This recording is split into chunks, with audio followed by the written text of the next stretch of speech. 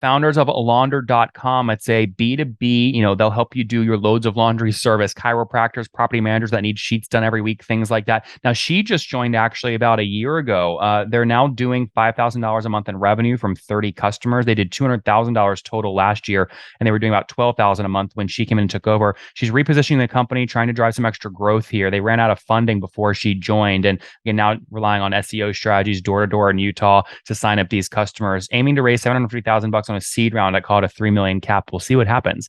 Hey folks, my guest today is Jennifer Meyer. She's the CEO of Launder, a seasoned entrepreneur and business leader who is for the first time running a SaaS company.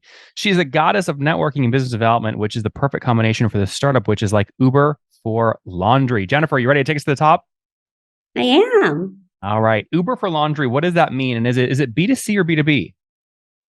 It's both.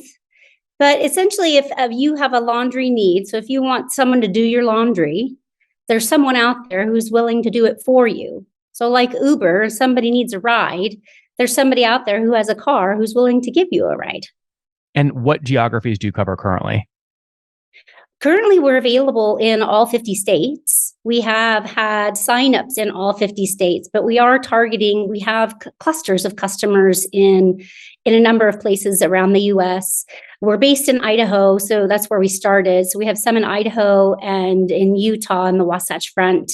We have some customers in Santa Rosa, California, Denver, Montana, around Houston, Texas. We have some in Southern Florida, Kansas. So we do have some pockets. So obviously this is a tough business, harder than pure SaaS, because you really have a marketplace you have to build. So you have two customers you have to sell. Walk me through that. How many cleaners are on the platform today, and how many people who need cleaning are on the platform?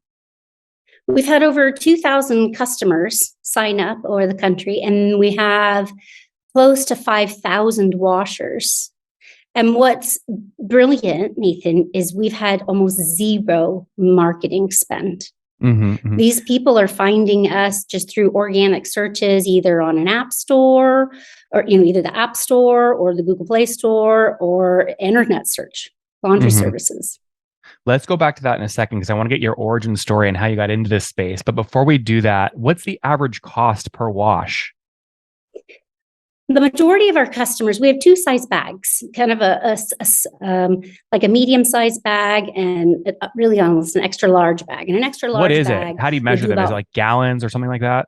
Yeah, it's in gallons. The small one is more like a kitchen garbage bag, and it would do about laundry for 2 people for a week.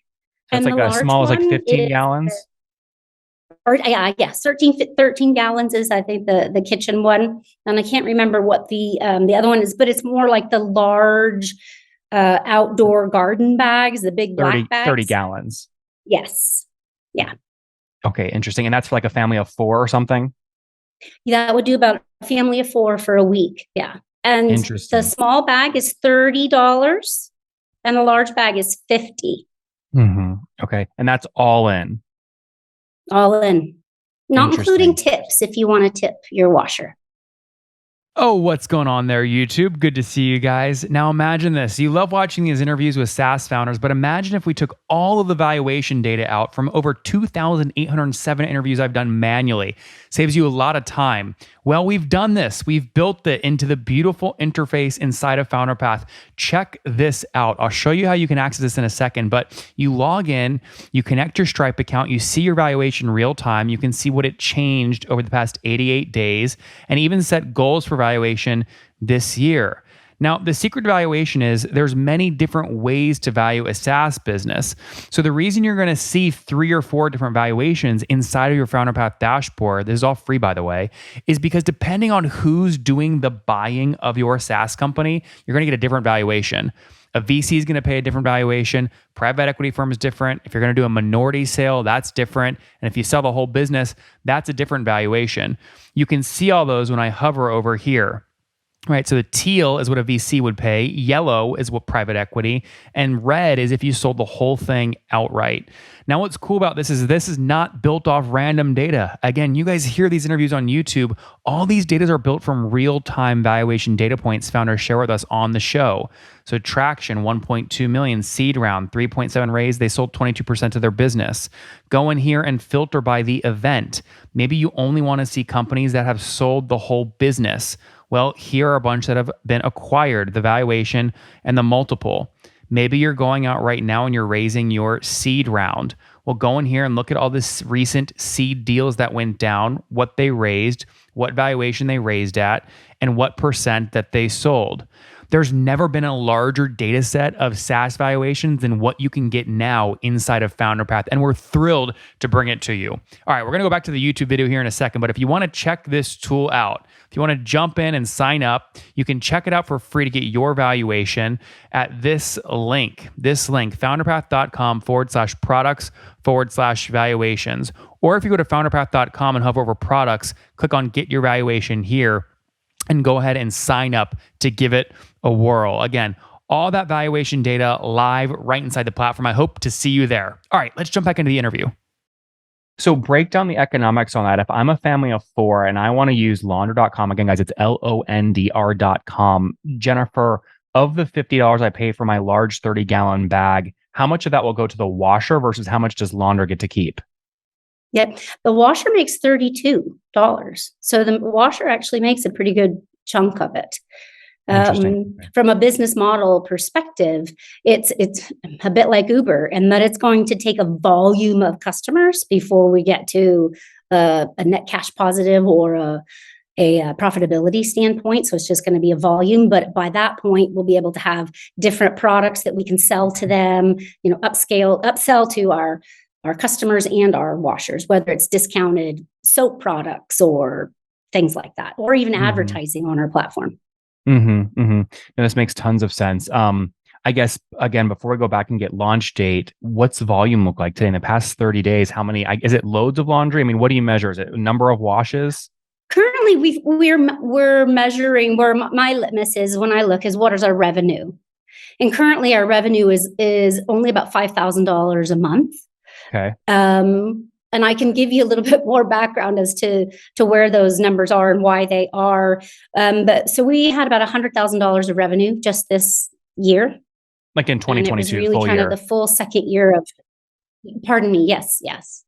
But we are, our plan is we're raising money. We're going for a safe round or a seed round. And we're hoping that after that raise, well, actually not hoping. I know that after that raise, because I've already selected my marketing firm. It's a national marketing firm. I know that we're going to be doing some heavy marketing blasting and getting some customer support people on our team to be able to market more to the people that we have on our platform. Jennifer, how much are you targeting to raise? Hit $500,000 or more.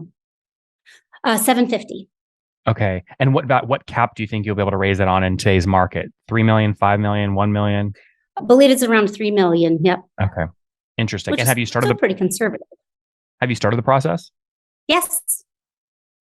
What's next step? You have a term sheet yet? No, I've got really early stages of a presentation, a formal presentation to a local firm, working with independent angels and other angel networks here locally. So it's just starting that conversation of meetings, showing pitch deck, etc.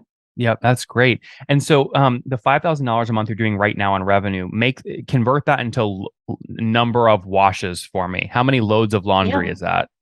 So about 100. It's about 100. Interesting. Okay, 100 loads a month right now.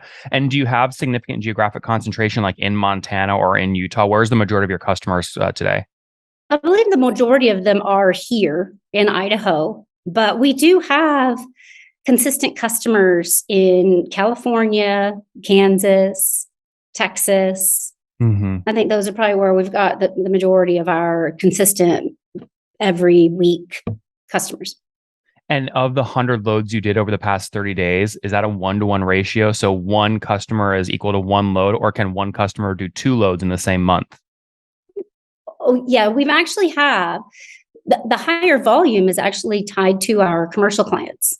So, for example, we have a couple of chiropractors, and they do 2 or 3 loads of laundry with us a week. And we also have property managers who do short-term property rentals like Airbnb, who we just do their laundry for them on a turnover. Interesting. So how many unique customers make up the 100 loads per month? We probably have about 30 customers. Okay, really interesting. How did you, I mean, that's the story here, right? When did you launch the business? What year? So the business was launched in early 2020, and I was not part of that early launch. There were two co-founders, and they were able to get a seed investment from a family member. And they, with that, they were able to build the two apps, the customer app, the washer app, and then also an This is all in 2020, app, right? And 2020 and through 2021. When was the seed round closed, and how much was the seed round? It was 900,000. What year? 2020. Okay. So funding ran out. One of the co-founders needed to have income. So he had to leave the company and has now since found a job elsewhere. And the existing co-founder and his advisors suggested that having a female CEO for this type of company would make sense. Mm-hmm. And so they looked for one, and just one that wants to come in, on a risk, on an equity company. And so I started last July. Interesting. Now, you coming in as a CEO, I always wonder, I mean, they have to give you a bunch of equity to make it worth it. Otherwise, you would just go launch this thing from scratch and do it yourself and own 100%. So what's the balance? The equity. Or why take equity in an early stage company versus going and just being selfish and starting one yourself and keeping 100%? Well, my strengths are not in technology development. So I would have to pay someone else to do that. Mm-hmm. So coming up with cash versus jumping in and taking an opportunity that already exists is, for me and my strengths, is an easier thing to accomplish than starting something brand new from scratch. I think that makes total sense. Can I ask you how much equity they comped you with? Yep. I'm going to end up after several rounds at about 20%. Okay, 20. Okay, that's great. And then the rest of the equity is with the investors and the original two co-founders? Yep. And also with the company for stock options for future employees, et cetera. We've already set that aside. That makes a ton of sense. Okay, so after you joined, walk me through the growth strategy today. You mentioned Google Play and app stores. Is that where you're getting most of these property manager customers, the chiropractor customers? Yes. Okay, and how do you do that? Or just even organic searches on our website, or organic searches for laundry services near me. Mm-hmm. This is a very competitive space, though. There's a lot of apps doing tens of millions in revenue in this space. How do you outrank them, and what are those keywords you outrank them for? Well, it's curious that you mentioned that, because there are companies who do laundry services, but they're not a peer-to-peer, right? Like an Uber of an individual and an individual, right? There may be a company that does, wash and fold, and maybe they have a delivery service, or you've got dry cleaners or laundromats, right? And yes, it is a hugely saturated market, but what is not saturated is the online market for laundry only of door to door. There's really only a handful of companies in the country. There are actually other countries who are in a similar but there's probably about 5 of us who have any kind of market share, existing market share. But Jennifer, how do you beat like a Bolt Laundry, which has 1,300 reviews, a 5-star rating, or Hamper App, which has 98,000 reviews? These guys rank number 1 and number 2 for the search term laundry services near me.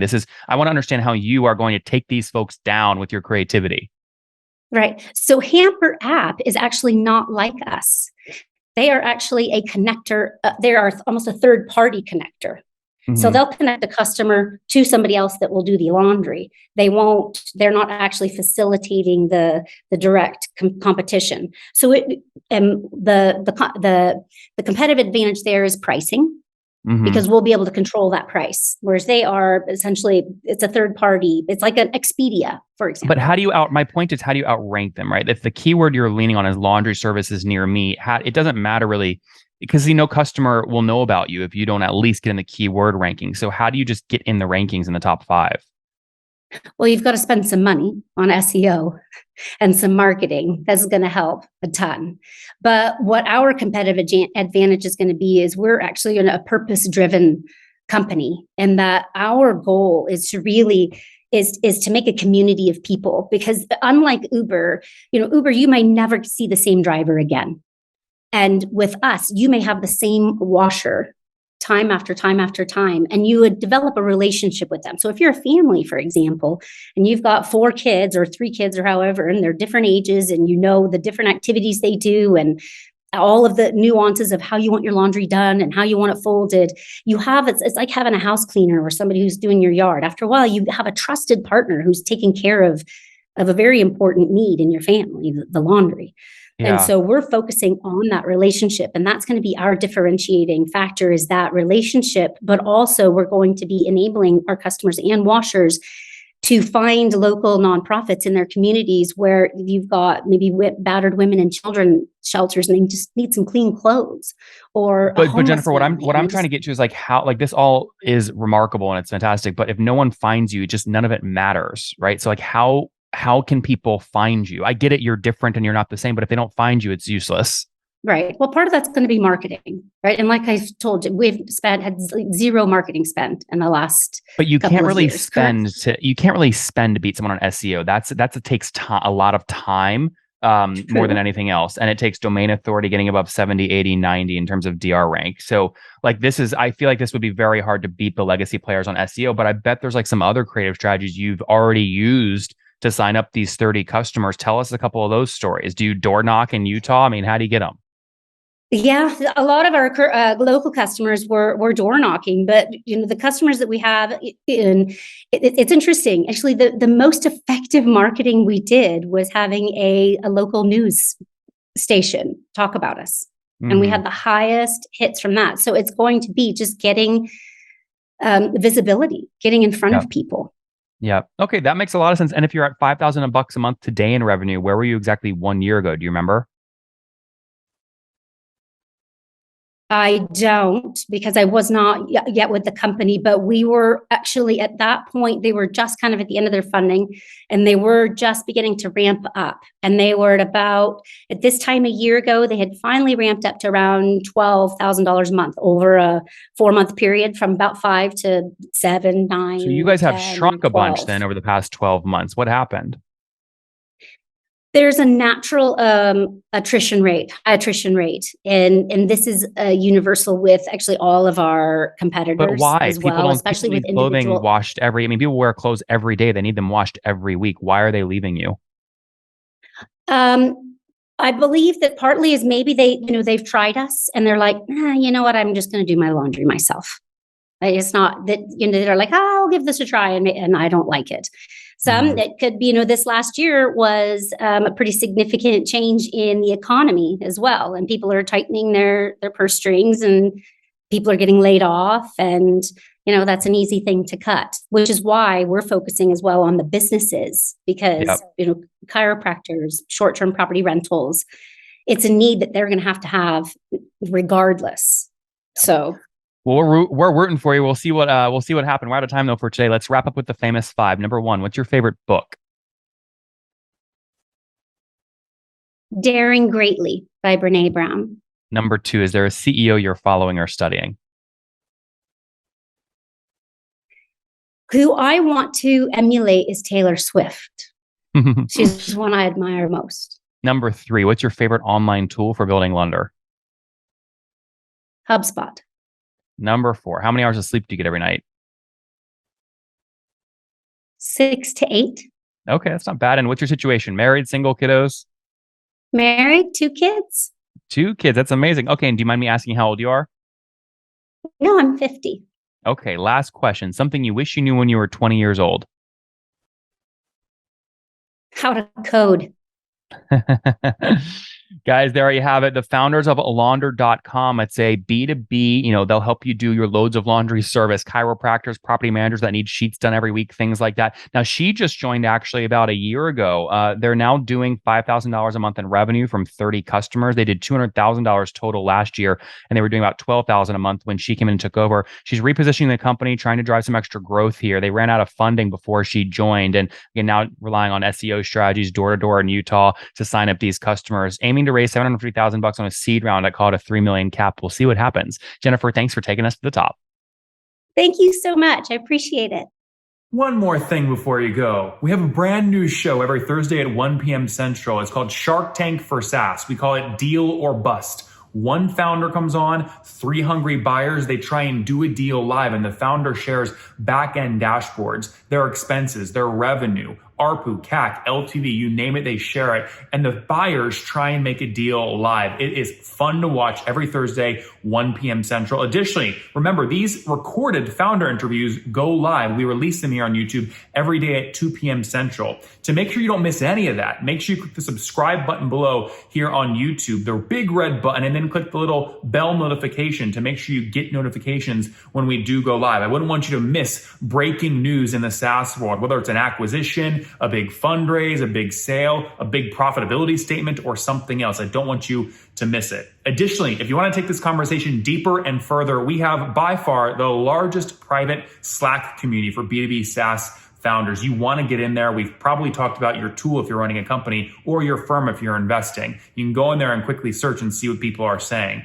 Sign up for that at nathanlatka.com/Slack. In the meantime, I'm hanging out with you here on YouTube. I'll be in the comments for the next 30 minutes. Feel free to let me know what you thought about this episode. And if you enjoyed it, click the thumbs up. We get a lot of haters that are mad at how aggressive I am on these shows, but I do it so that we can all learn. We have to counter those people. We got to push them away. Click the thumbs up below to counter them and know that I appreciate your guys' support. All right, I'll be in the comments. See ya.